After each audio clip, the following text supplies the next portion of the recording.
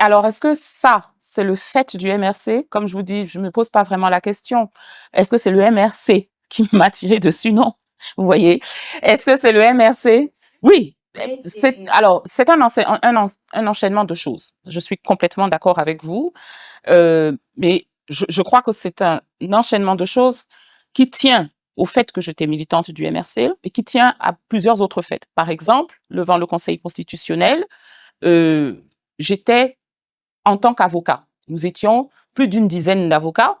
Je pense que j'étais la seule à être militante du MRC parmi ceux qui ont, ou peut-être on était deux, Sylvain Swop aussi, de regretter mémoire. Ah oui, alors il y avait Sylvain Swop, Emmanuel Sim et moi, de mémoire. Beaucoup de personnes ont pris la parole pour le compte du MRC, comme l'ancien bâtonnier Akere Mouna, comme Maître Yondo Black, ancien bâtonnier également, qui ne sont pas des militants du MRC. Je m'appelle Michel Ndoki, ça c'est facile. Qu'est-ce que j'aurais envie de dire sur moi si je devais me présenter? Je dirais que je suis une mère, que je suis avocate et que je suis une actrice politique camerounaise, passionnée par la question du devenir et de la construction de notre nation et absolument révoltée par toutes les formes d'injustice. Concernant votre parcours politique, vous avez commencé par le CPP de Kawana. C'est vrai, Vous êtes ensuite engagé avec le MRC de Maurice Kamto. c'est vrai, Donc, vous étiez la vice-présidente de la section des femmes du MRC c'est exact, et vous vouliez même devenir présidente du MRC, c'est ça, mais vous avez été exclue du parti en 2023, c'est ça, ce qui a été un tournant majeur d'ailleurs pour votre parcours politique. c'est vrai. Comment est-ce que vous vivez cette exclusion aujourd'hui? Aujourd'hui, comme à l'époque, je crois que il faut simplement accepter hein, les expériences et en tirer le meilleur parti. Peut-être que je dirais que pour moi, c'était le signal qu'il fallait faire quelque chose de différent.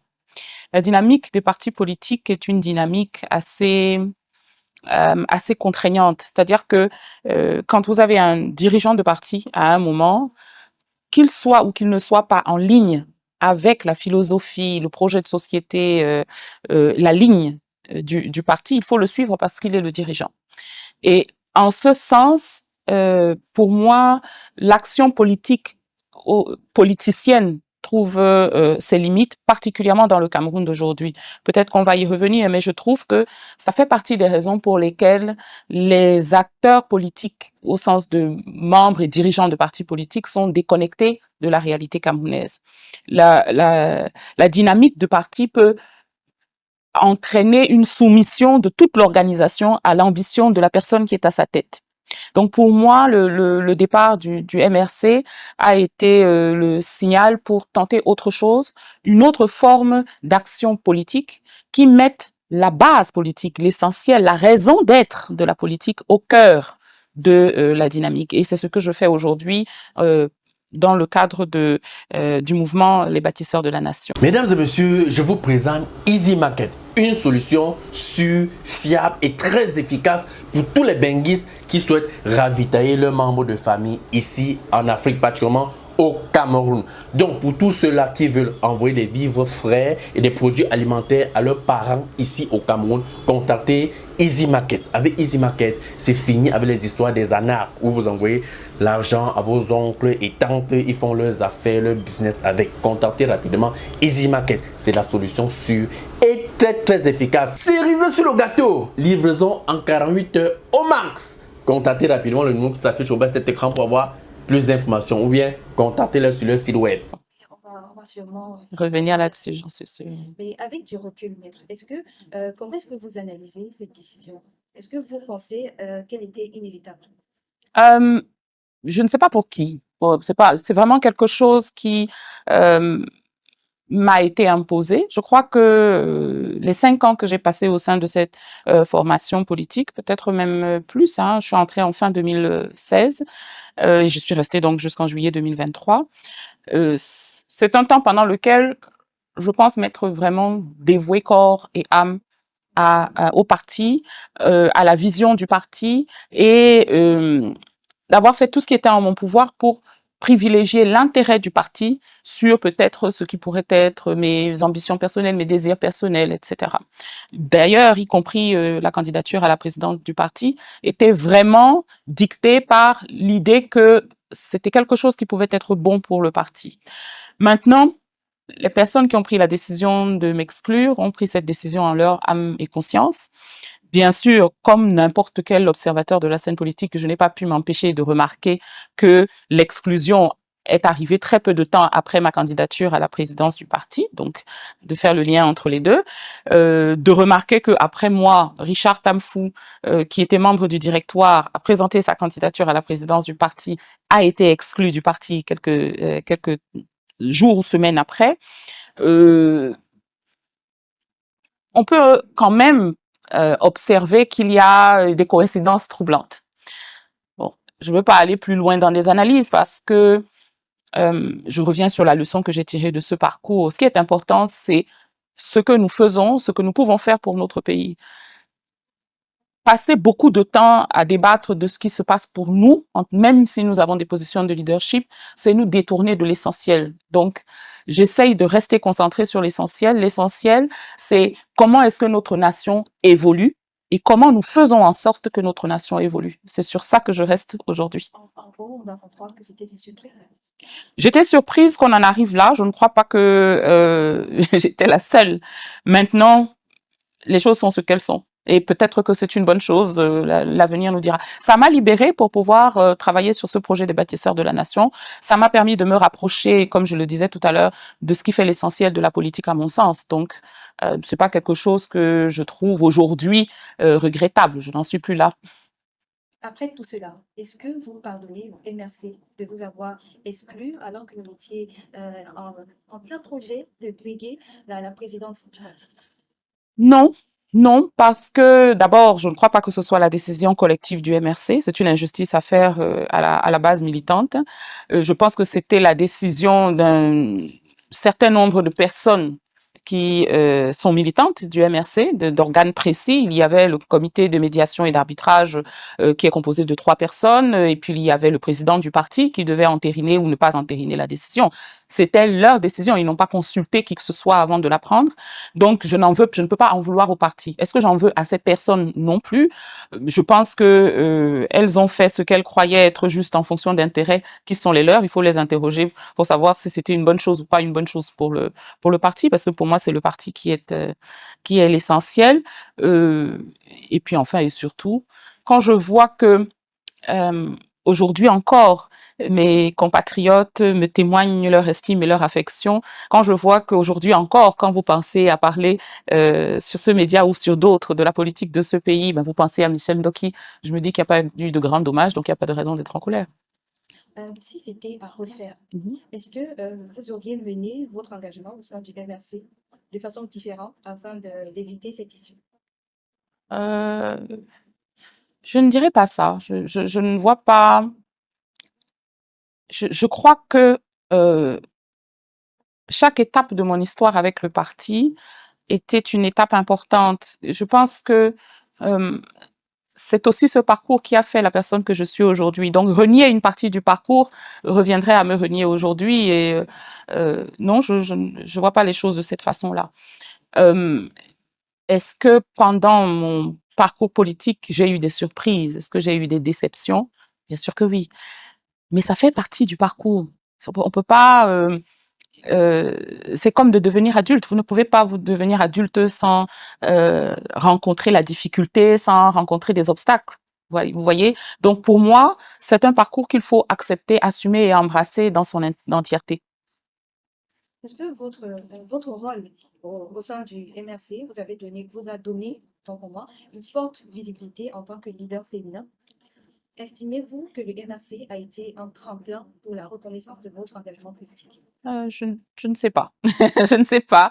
Euh, c'est ma nature, vraiment, quand je travaille extrêmement préoccupée par les résultats que je vais obtenir. Mon objectif, quand je suis entrée en politique, vous avez souligné tout à l'heure, hein, avec le CPP, donc depuis 2012, mon objectif était de contribuer à faire en sorte que ce pays change. ça reste mon objectif aujourd'hui. Tant qu'il n'a pas changé pour devenir ce dont je rêve pour notre nation, c'est-à-dire une nation prospère, où chaque homme et chaque femme vit avec honneur et intégrité son rêve et contribue au bien-être de tous, je considérerais que je n'ai pas fini ce que je m'étais engagée à faire. Euh, il n'y a pas pour moi là-dedans de place pour me demander si je brille, si je suis populaire, si je suis aimée, si je suis détestée. Il n'y a que de la place pour analyser les progrès que nous avons accomplis et décider ce qu'il faut que je continue de faire. C'est comme ça que c'est comme ça que je pense ma vie et mon action en politique. Si je regarde mon parcours depuis que je suis rentrée donc depuis début des années 2010, il y a des choses qui me restent en mémoire. Je peux vous citer en 2012 par exemple la marche avec Kawala pour protester contre l'adoption du code électoral qui est aujourd'hui en vigueur. Je peux vous citer le passage devant le Conseil constitutionnel. Je peux vous citer en 2018. Oui, je prends les événements dans le désordre. Le nom de Maître Ndoki ne résonnait pas autant, à moins que je me trompe, Mhm, quand vous étiez encore au CPP. Il a fallu que vous arriviez au MRC, mhm, qu'il y ait les élections de 2018, mhm, qu'il y ait cette fusillade, qu'il y ait votre emprisonnement, tout à fait. avant qu'on ne commence réellement à entendre Maître Ndoki par-ci par-là. C'est vrai, c'est très juste. Alors, est-ce que ça, c'est le fait du MRC? Comme je vous dis, je me pose pas vraiment la question. Est-ce que c'est le MRC qui m'a tiré dessus? Non. Vous voyez? Est-ce que c'est le MRC? Oui. Mais Alors, c'est un enchaînement de choses. Je suis complètement d'accord avec vous. Mais je crois que c'est un enchaînement de choses qui tient au fait que j'étais militante du MRC et qui tient à plusieurs autres faits. Par exemple, devant le Conseil constitutionnel, j'étais en tant qu'avocat. Nous étions plus d'une dizaine d'avocats. Je pense que j'étais la seule à être militante du MRC parmi ceux qui ont, peut-être on était deux, Sylvain Swop aussi de regretter mémoire. Ah oui, alors il y avait Sylvain Swop, Emmanuel Sim et moi de mémoire. Beaucoup de personnes ont pris la parole pour le compte du MRC, comme l'ancien bâtonnier Akeremuna, comme Maître Yondo Black, ancien bâtonnier également, qui ne sont pas des militants du MRC. Nous étions là pour faire notre travail d'avocat. Alors, est-ce que c'est l'avocat en moi qui est devenu, comme vous dites, célèbre, ou est-ce que c'est la militante de parti? Je ne sais pas du tout. Et comme je vous l'ai dit, je ne crois pas que ce soit si important que ça. Qu'est-ce qu'on a retenu de ce moment? Pour moi, c'est ça qui est important. Et c'est ce qui fait qu'aujourd'hui, je continue d'avancer dans la vie politique. Ce qu'on a retenu de ce moment, c'est que tant que vous restez absent de la conversation politique, le pays peut dégringoler et vous ne pouvez blâmer personne d'autre que vous-même et votre inaction. Les électeurs camerounais, les citoyens camerounais se sont emparés de ce débat sur la contestation post-électorale et ils n'ont jamais plus relâché leur intérêt pour la vie politique. Ça, c'est important d'y avoir contribué même un peu. J'en suis extrêmement fière. Si on dit que c'est grâce au MRC, tant mieux. Et à cette époque-là, vous étiez l'avocate du professeur Maurice Kamto. Tout à fait. On peut dire maître aussi, il se trouve qu'il est aussi avocat. Bon, d'accord. Comment est-ce que vous décririez votre relation avec lui aujourd'hui, après cette exclusion, après tous ces sacrifices-là que vous avez faits? Bon, je crois que dire que notre relation a été influencée par l'un ou par l'autre serait dire quelque part que nous ne sommes pas des adultes et que nous n'avons pas conscience que la relation personnelle et la vie politique sont deux choses complètement différentes. Une autre chose, nous, en tant qu'avocats, nous sommes entraînés à la contradiction. Nous sommes formatés pour être en contradiction. C'est l'essence même de notre métier. Nous allons défendre devant des juridictions un point de vue. Parfois, nous défendons, par exemple, en matière pénale, quelqu'un qui est victime. Parfois, nous défendons quelqu'un qui est accusé. Ça ne veut pas dire que nous sommes d'accord avec la personne. Ça veut dire que nous voulons nous assurer que les droits de la personne soient respectés. Parfois, nous nous retrouvons avec des confrères qui défendent les dossiers à nos côtés. Parfois, nous nous retrouvons avec des confrères qui sont nos adversaires. Ça ne change rien à la qualité de la relation que nous avons entre confrères. Donc, pour moi, et j'en suis persuadée, mais vous lui poserez la question à l'occasion pour le professeur Kamto, ceci n'a rien à voir avec notre relation personnelle. Nous avons chacun fait ce qu'il croyait juste à un moment donné et nous continuons chacun de faire ce qu'il croit juste pour le Cameroun. Parlant de votre vie politique, de votre retrait de la vie politique notamment. Après votre exclusion du parti, Oui. vous avez choisi de vous éloigner des partis politiques. Mais pourquoi cette Oui. décision? Bah, parce que, comme je l'ai dit tout à l'heure, je pense que les formations politiques en général, c'est encore plus grave pour la formation politique qui est au pouvoir, mais les formations politiques de manière générale sont déconnectées de la réalité. J'ai un ami qui m'a envoyé ce matin un post qu'il a fait sur Facebook. C'est quelqu'un qui, je pense, a assez peu voté dans sa vie et qui n'est pas du tout ni militant, ni d'habitude même très intéressé par la vie politique, mais qui l'est de plus en plus, je pense, notamment depuis 2018. Nous ne discutons pas en général de politique. Et il m'envoie ce message qu'il a posté sur Facebook où il dit en substance, en ce qui concerne chaque formation politique, qu'elle est en train de parler de tout, sauf de ce qui nous concerne, nous, en tant que Camerounais. Il y en a qui critiquent le pouvoir, il y en a qui disent il faut que tel quitte le pouvoir et que vous nous mettiez à sa place. Il y en a qui fustigent d'autres leaders politiques ou qui disent cette fameuse phrase « il y avait quoi avant ?» Personne n'est en train de parler de ce que les Camerounais veulent et de ce que notre pays doit devenir. Personne n'est en train de parler, alors que nous sommes dans une année cruciale pour le devenir de cette nation, une année où nous allons choisir pour la première fois en 7 ans qui va présider à nos destinées notre destinée commune pour les 7 prochaines années. Personne n'est en train de parler de ce que ce leader doit remplir comme critère. Quel est le programme qu'il doit défendre?